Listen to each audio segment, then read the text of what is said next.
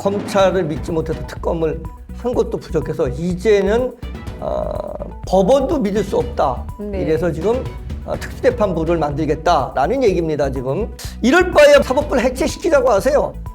검사 해체했듯이 사법부도 해체시키고 더불어민주당이 그냥 알아서 슬렁슬렁 해드시는 게 어떨까 하는 생각이 듭니다. 국민들 눈높이에 맞지가 않습니다.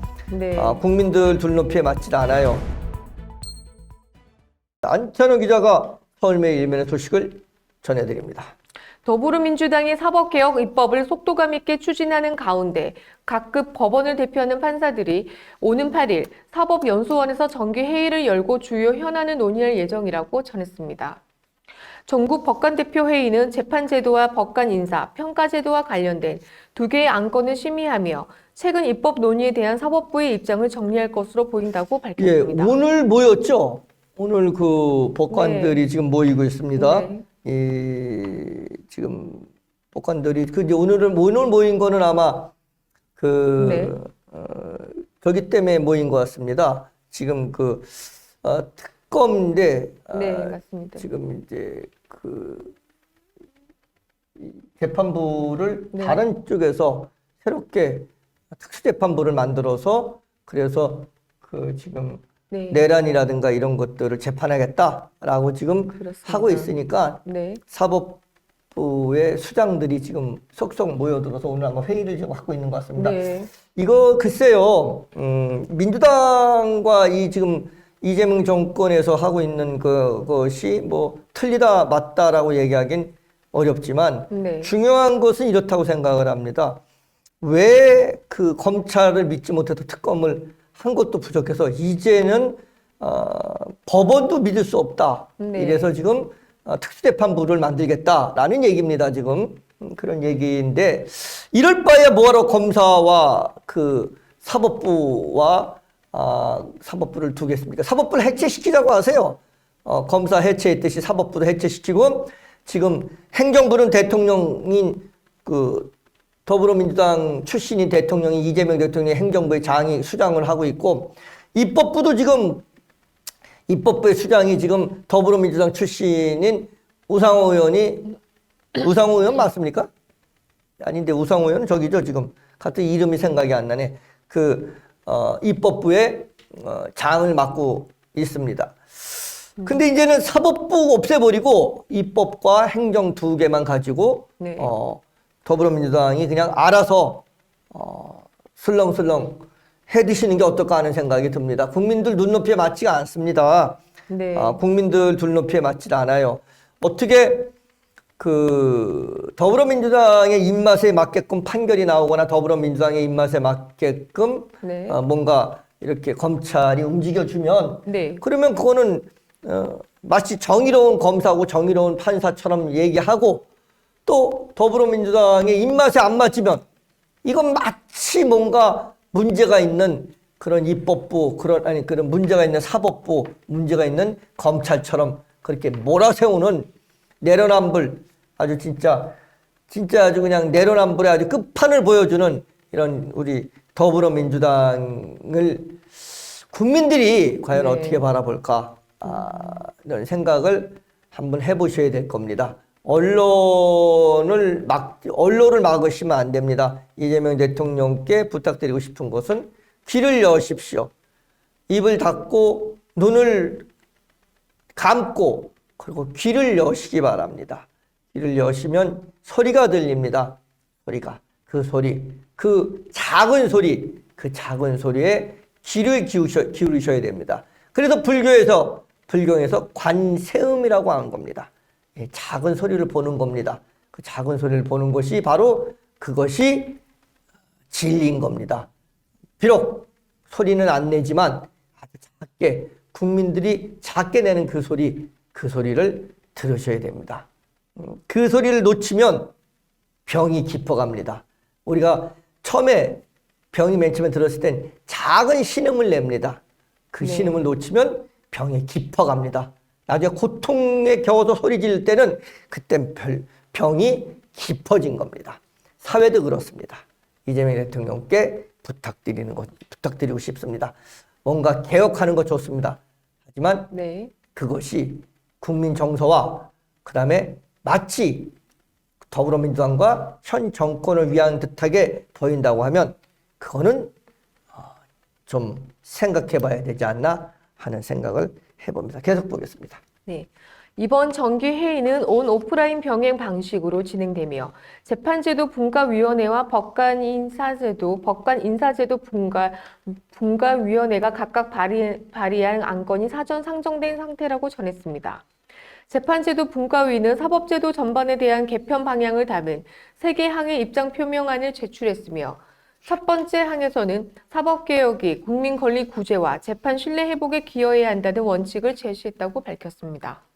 특히 제도 논의 과정에서 현장에서 재판을 담당하는 법관들의 의견이 충분히 반영돼야 한다는 점을 강조했다고 전했습니다.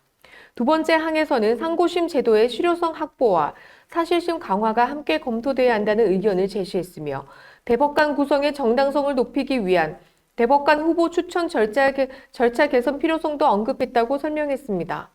세 번째 항에서는 사법제도 개선 과정에서 법관들이 일관된 기준과 절차를 유지하겠다는 다짐을 담았다고 전했습니다. 법관인사제도 분과위원회는 법관평가제도 개편 논의가 과도하게 빠른 속도로 추진되고 있다는 우려를 제기했다고 밝혔습니다. 분과위는 발의안에서 단기적인 여론이나 정치적 분위기에 따라 평가제도가 급격히 변하는 것은 재판의 공정성에 부정적 영향을 미칠 수 있다고 지적하며 인사, 평가제도의 영향력을 고려할 때 충분한 연구와 검증, 다양한 현장 의견 수렴이 반드시 필요하다는 점을 강조했다고 전했습니다. 전국 법관대표회의는 정기회의에 앞서 법원행정처의 최근 정치권에서 논의되는 사법행정위원회 설치안, 내란 전담 재판부 신설, 법 왜곡죄 도입 등 사법개혁 법안들에 대한 설명을 요청한 상태라고 밝혔습니다. 특히 국회 법제사법위원회에서 논의 중인 내란 전담 재판부 설치 법안에 대해 사법부가 어떤 우려를 밝힐지가 관심사로 떠올랐다고 전했습니다. 각급 법원에서 선출된 판사들로 구성된 전국 법관 대표회의는 사법행정과 법관 독립에 대한 의견을 표명하는 회의체로 입법 과정에 직접적인 결정권은 없지만 사법부 내부 의견을 공식화하는 역할을 해왔다는 점도 설명했습니다. 최근 여당이 내란 전담 재판부 설치와 법 왜곡죄 도입을 추진하는 가운데 사법부 내부의 조율이 더욱 중요한 시기라는 평가가 나오고 있다고 밝혔습니다. 한편 전국 법원장들도 5일 정기 전국 법원장 회의를 열고 동일한 법안들에 대한 의견을 정리할 예정이라고 전했습니다. 그렇습니다. 마치 물론 그 법관들에 의한 폐해들도 많이 있었습니다. 네. 그거는 어떤 사람들이 폐해를 입었냐면 네. 쉽게 얘기해서 힘없고 빽 없는 사람들이 폐해를 입었습니다. 네. 힘없고 빽 없는 사람들에 대해서 판사들이 공정한 판결을 내릴 수 있었느냐라는 겁니다. 네. 왜냐하면 힘없고 빽이 없다는 얘기는 다시 말해서 법에 대해서 무지하다는 얘기입니다. 네. 법에 대해서 무지하다는 얘기인데 그런데 그 피해자는 돈도 없고 변호사 쓸 돈도 없고 힘도 없고 빽도 없는 상태고 네. 피의자는 돈도 있고 권력도 있고 이런 사람들입니다. 그러면 그 피의자가 엄청난 돈을 주고 변호사를 선임합니다. 변호사를 선임하면 변호사는 누구보다도 법을 잘 아는 사람입니다. 어떻게 해야 이 법에서 빠져나가야 될지 알고 있는 사람이에요. 네. 그러면 결국은 돈 있는 사람, 힘 있고 빽 있는 사람은 법에 대해서 잘한다는 얘기입니다. 결국은. 자기가 법을 몰라도 변호사를 선임하면 되니까. 그렇지 않습니까? 그렇습니다. 그럼 누가 이기겠습니까? 결국은 힘이 없는 사람은 지게 돼 있습니다. 네. 예, 돈도 없고 힘도 없으면 지게 돼 있습니다. 이런 폐해가 없지 않아 있습니다. 없지 않아 있습니다. 네. 그렇다고 해서 지금 여기 있는 사람들이 여기 지금 권력의 핵심에 있는 사람들이 지금 검찰을 들었다 놨다 하고 대법원장을 들었다 하고 검찰총장을 들었다 놨다 하는 이 사람들이 법을 모르겠습니까? 지금 현재 있는 이 법으로 현재 있는 이 재판부로 충분히 할 수 있다고 생각을 합니다. 내란 혐의에 대해서 충분히 재판할 수 있다고 생각합니다. 국민은 또 그걸 바랍니다. 왜? 국민은 사법부가 그래도 공정했으면 하는 그런 생각을 갖고 있습니다. 그렇습니다. 검찰은 좀 공정하지 않았다고 생각을 해도 사법부만은 그래도 검찰보다는 공정했다고 생각을 하고 있어요. 왜 그러냐? 대한민국 사법부는 그래도 대통령을 두 번이나 잘못된 대통령을 두 번이나 만장일치로 잘못됐다고 얘기했던 그런 법원입니다. 그런 법원을, 그런 사법부를 국민들이 신뢰하고 싶은 겁니다. 그런데 이렇게 사법부 믿지 못하겠다. 검찰 다음에 사법부, 그 다음에 뭐 내란 혐의에 적했던 공무원들 다 이번에 문제시키겠다. 네. 마치 이런 식으로 하는 것은 이게 지금 뭡니까? 경제는 어려워서 국민들은 지금 난리 버거지를 치고 있는데 검찰하고 싸우다가 끝나면 사법부하고 판사들하고 싸우고 그 다음에 그거 끝나면 공무원들하고 싸우고 뭐 하자는 건지 모르겠습니다. 물론 잘못된 건 도려내야 됩니다. 아픔도 감수합니다. 구름이 살되지 않는다는 말 우리 알고 있습니다. 하지만 그래도 지금 몸이 너무 허약한 그런 사람을 그렇게 여기저기 다 수술하면 살아났겠습니까? 좀 건강하게끔 만들면서 하나하나 고쳐나가는 그런 마치 재임 기간에 이재명 정권 재임 기간에 모든 걸 다 하겠다고 공을 다 가겠다고 그런 식으로 하겠다라는 것은 그거는 역풍을 맞을 가능성이 있습니다. 예. 지금 한국 경제가 굉장히 어렵고 국민들이 지금 굉장히 힘들어하고 있습니다. 국민들 먼저 달래주고 국민들이 어려운 눈물을 닦아주고 그러면서 사법개혁 또 검찰개혁 필요하다고 생각하면 해야죠.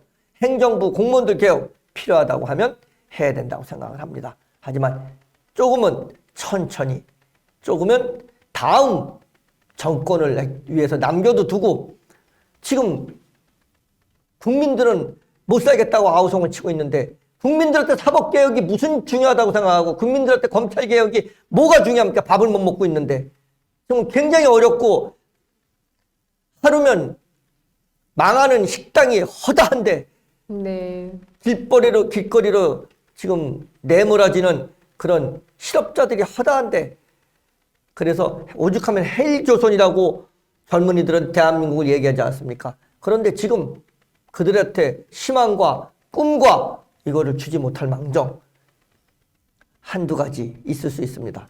잘못된 혐의에 대한 뭐 내란이라든지 네. 뭐 기타 이런 것들 재판하고 이렇게 해야 된다고 생각합니다. 하지만 제도권에서 하게끔 놔두고 그 제도권에서 잘못됐을 땐 언제든지 국민들이 심판합니다.